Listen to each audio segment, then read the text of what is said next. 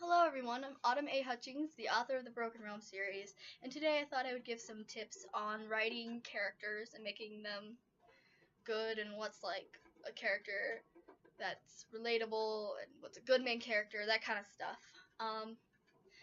So what I've learned from my many years of writing, from publishers and just like from reading myself in general and role playing and from fans, what are good characters, what's good side characters, villains, what's bad villains, main characters.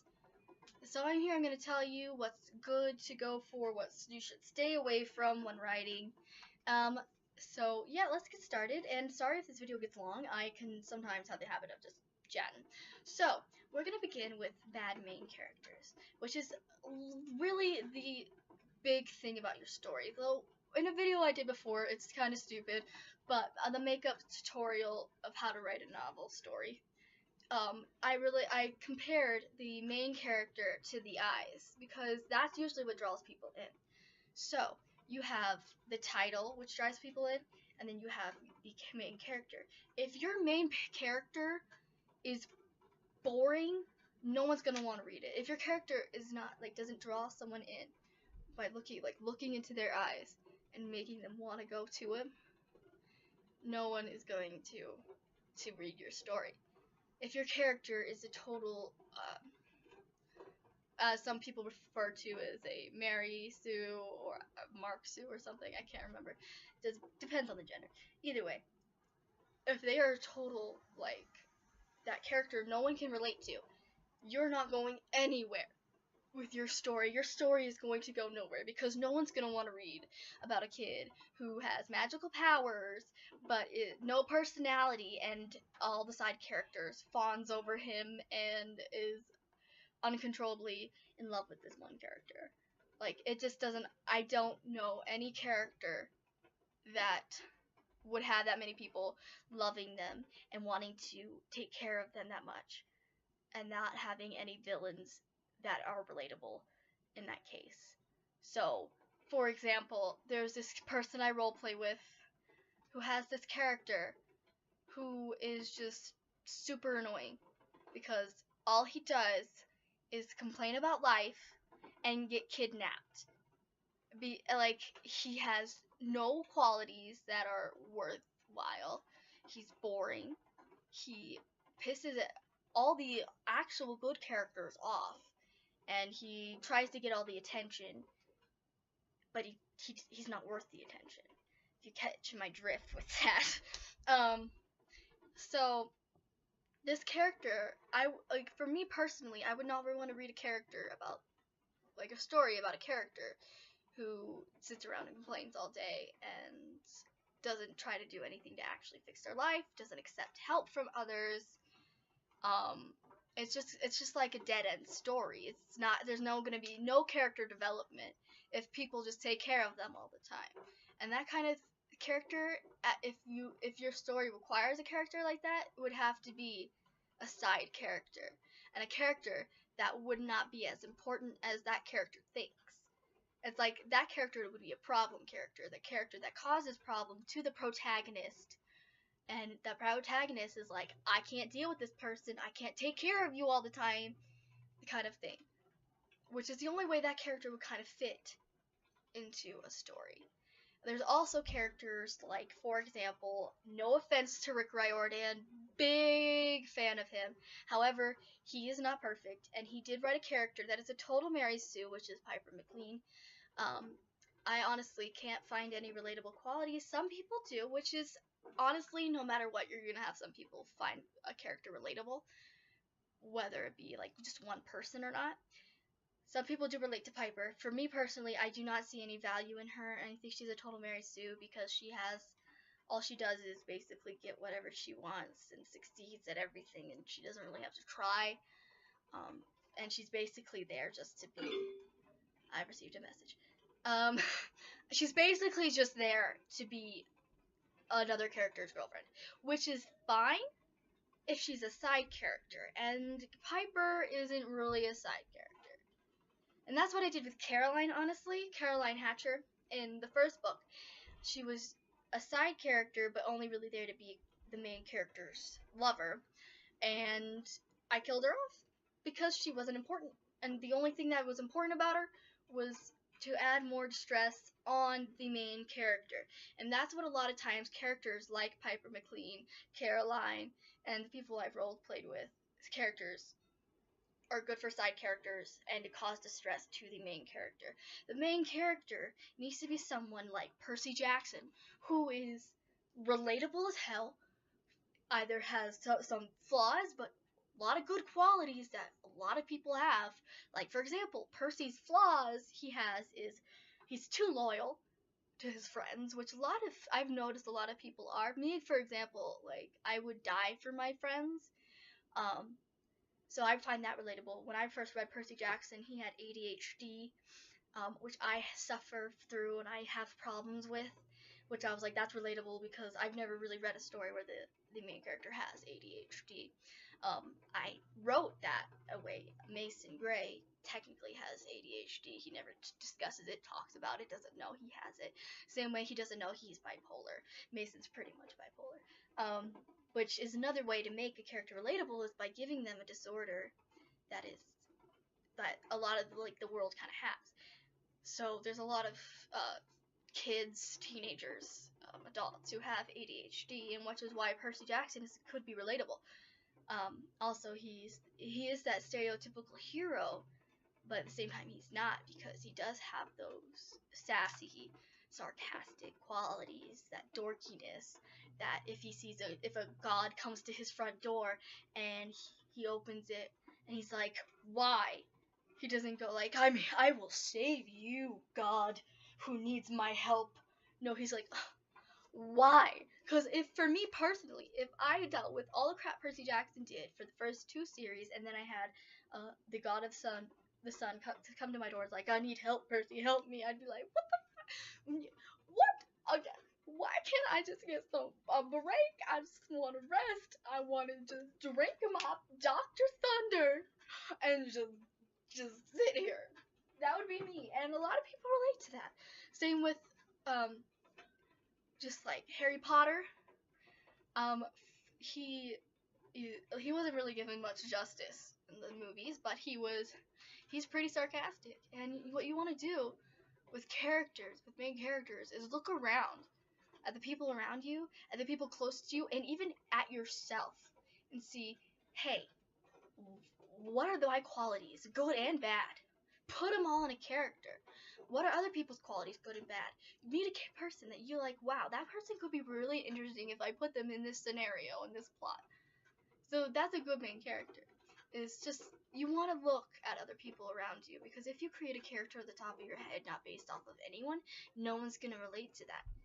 And you have to, I feel like I don't know if I said it in the video, I said it before, but when it comes to immortals, those are really tricky too, because a lot of times people don't relate to them because they don't die or they can't get killed as easily. When it comes to immortals, you want to make sure they have a weakness. So that's why, for me, I created the element stones, which can turn into any weapon that someone desires, and that can kill gods. So then there is a way to end a god's life in my story, so then they're not completely invincible. So that does help. However, there are some things that gods and immortals are going to be unrelatable for, but you do want to add, like, personality-wise, because what you've noticed with gods, if you read Greek mythology and other mythology, they do have a lot of times the mentality of mortals, which is where the mortals basically get it from. So, when it comes to writing immortal characters, especially if they're your main characters, you do want to give them a personality that would be relatable to mortal-wise. There are going to be little quirks that they can get away with in their personality that is normal for gods, but not normal for humans. For example, Mason has the tendency to go from being extremely depressed to suddenly being like, haha, what's up, guys? Haha, you know? Which is like, two mortals will seem pretty bipolar, but like, he's not diagnosed as bipolar because he's a god. To gods, that's normal. Going from, it was so sad, to being like, Guys, everything's good. We're having a good time right now. You know, that's normal. Because, you know, with different species, they work. Speaking of species, when it comes to main characters, you gotta be careful about that. With your plot, most of the time, a plot that you write that will be successful doesn't involve centaurs as the main character. Because those are too unrelatable. Like, if they're physically don't look like your readers, most of the time they're not going to relate to them. Unless if it's animals. Animals tend to be more relatable to humans. Like, I relate to my dog on a personal level because she sits around all day and just, you know, mopes around, which is what I do. And then she has those spontaneous energies where she's like, let's go have fun, guys. So animals can be relatable, mostly to children, so I've noticed. But yes, you have to be careful with your main character, because if you do have their features to be completely outrageous, like, for example, they have blue skin, they have elf ears, it's like, I would not relate to an elf with blue hair, blue skin, that flows long like that. That's me personally. Some people might, because you're bound to find at least one person to relate to any character, but you still have to be careful. So there's that. As for the villains are usually the ones you can get away with when it comes to being unrelatable. Though most stories that succeed have villains that are relatable. So, for example, my villains that I have many, I think. Like Pandora, for example. She's just batshit crazy. But she has, like, you can see that she's just sad. There's just like an emptiness inside her that she's trying to fill, which is most of the time is what people live for. They have an emptiness inside of them that they're trying to fill, and which is pretty relatable. Then there's Kadir, who the only reason why people relate to him is their fear of him. There's some people who are deathly afraid of what Kadir embodies. Then you have Alash, who is probably one of the most unrelatable character, also Mistress. Who both of those two just really want power, which are people out there who will do anything to be number one, to be on top. So those people will relate. However, those characters you can get away with because they do have a goal, and they cause misery to your protagonist because they want power, and your protagonist can either give them that power and they're trying to get to that character. Like, for example, that's why Alash wanted Mason, and why Alash is working hard to destroy, like, make Mason miserable so then he can have more control over Mason. And then there's also Mistress, who takes Charlotte and is like, you have all this power, I need it. And then she, of course, sees Mason and is like, okay, I can manipulate these two to get them to do what I want. Which there are people out there, I know some personally, who only want power, who manipulate people to get what they want, which is what some villains do. And there's a lot, but yeah, like when it comes to power, there are some characters with the villains that all they want is power, and that character gets in the way of the power, being like, oh no, you can't take over my world. Which is one of the reasons with Kadir and Mason, was Mason's like, no honey, no, you can't take over my world. It's my world. I got a message. It's my world, and you can't have it. But of course, I added more depth to Kadir. I took Kadir, and I was like, what do I fear? And I put it in this dude. And a lot of people do fear this, someone being creepy and touching them inappropriately, being obsessed, and basically making your entire life miserable. So when it comes to villains, the best thing to go for is look for negative qualities in people. Take the people in your life who make your life hard, take what you hate about them, and turn them into this thing, this big black ugly creature, and have them torture your perfect, your little character who shouldn't be perfect. No character should be perfect. There has to have a flaw in your character, or no one's gonna give a crap about them. Just saying. So that's one of the things about the main characters too. So side characters, and let's go to side characters. Side characters are really important because you have your main character, yes, but your side character ties them all together. Like, with a side character and a main character, you'll see how that main character interacts with others with the side characters. You can't just have a story with a main character being like, I'm alone. I'm just gonna sit here on a rock because I don't have any other characters to interact with. It's just boring. No one's gonna read that. The only thing that would probably save that story is the villain, which is not good. So there's that. Let me make sure I got everything on my checklist. I think I did. Yeah, I covered them. I did. I'm gonna end this on the fact when it comes to side characters in general, the biggest mistake people make is making them perfect. Because some people get so wrapped up in this one character, especially when it comes to role playing in general. So this is a big role play thing. Advice I'm giving people, especially also if you are co-writing too, because a lot of times with co-writers, like each writer has their one specific character that they're like obsessed with writing as, you know, that they typically control, which is basically like role playing. So with your characters, you don't want to make them too perfect because they're going to clash with not the other character, not just the other characters, but the actual people you're role playing with or you're talking to or you're writing with, because you can't have a perfect character. Because a perfect character going into a fight against a villain, done, villain's dead. There's no story, there's no fight. For example, that's why Harry Potter doesn't use a gun to shoot Voldemort in the head, because that's just too easy, and it just doesn't work. So there's that. So yeah, basically you don't want a perfect character, and you want good side characters with personality. Remember, with side characters, they are not viewing it as they don't view it as their side characters. To them, they have their own books. They have their own novels. To them, for me, so let's say Broken Realm.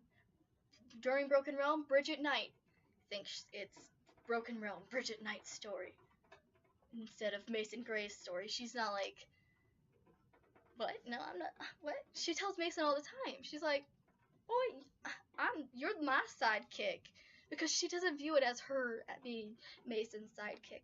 And that's basically how it should be. Because if you have characters that are like, oh yeah, I'm a side character, so I'm just kind of here. Hey, main character, look at this star. No one's really going to care about the character. And of course there's going to be characters like that, because there are people in the world like that. I have a few friends that no way would they be a main character. They would not be a main character, and they would just, you know, for me personally, I would definitely be a main character. I could see it, because usually people view the world from their point of view. So for me, I would think I'm a main character because I do have personality. But that's just because I'm viewing the world from me. Not now, Ashley. Anyway, thank you guys for viewing. And hope you enjoy the rest of them. Let me know if there's anything you want me to talk about, discuss. Sorry if I went too much with these videos, but if you know me from my other channel, I do tend to talk a lot. I just want to get my points across, and I think you guys need to know every little detail I have to tell you. Because, guys, writing's starting to fall down the pit hole, and we want to get it up. So, authors, novelists, young writers, heed my words. We're gonna get it up there, man. We're gonna have people respect us again as writers. And I'm just gonna make this very clear. Not everyone can write a novel, you know? Some people think they can, and some people can write enough for it to be a novel, but it's not worthy of being a novel. It can't be published because it's just not good enough. So if someone tells you they're writing a book, there's like a 1% chance they're actually going to get it published. So when it does come to writing and you're like, oh, all these people are writing books, what if my book doesn't get anywhere? Who cares? Most likely, you would be the only one. You know? It depends on your character and your book and your plot and stuff like that. Either way, good luck, because it's really hard out there in the writing world. That's why I'm here. That is why I'm getting tips. Because apparently I'm really good at writing characters. And I pride myself on that. pretty good at it. Okay, anyway, I'm gonna shut up now. So thank you guys for watching, and I hope you all enjoyed the video. Like, subscribe, and comment if you have any tips of your own for writing. If you want me to talk about anything, discuss anything, if you have any questions about Broken Realm, or you want me to talk about anything involving Broken Realm, let me know in the comments below. Trust me, I read them. Okay, bye guys.